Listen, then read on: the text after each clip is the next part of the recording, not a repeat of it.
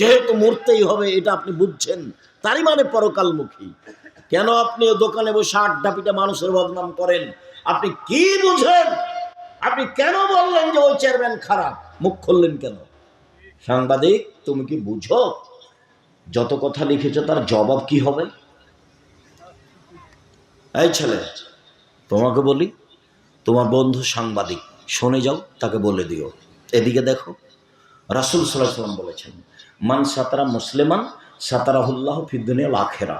কেউ যদি মুসলমানের দোষ ত্রুটি ঢেকে রাখে, তাহলে আল্লাহ ওই লোকটার দোষ ত্রুটি দুনিয়াতেও ঢাকবেন, কিয়ামতের মাঠেও ঢাকবেন, ঢেকে দিবেন।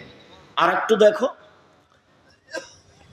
যে কারো বদনাম করবে না, পেপার পত্রিকায় কারো কথা লিখবে না, মুখ খুলবে না কারো ব্যাপারে, তাকে আল্লাহ বিচারের মাঠে নিয়ে আসবেন, নিয়ে এসে অন্য থেকে বাহু দিয়ে ঢেকে দেবেন, কেউ যেন দেখতে না পায়। নিজে আল্লাহ নিয়ে তার খাতাটাকে দেখাবেন, দেখো তো এই পাপ তুমি চিনতে পারো, দেখো তো এগুলো পাপ চিনতে পারো, জি এগুলো আমারই পাপ। তো তুমি কি আমাকে কিছু বলতে চাও? জি না, আমি কিছু বলতে চাই না।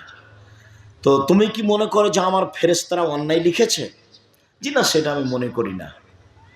তখন বুঝবে যে আমার নাম, আমি জাহান্নামে চলেই গেছি।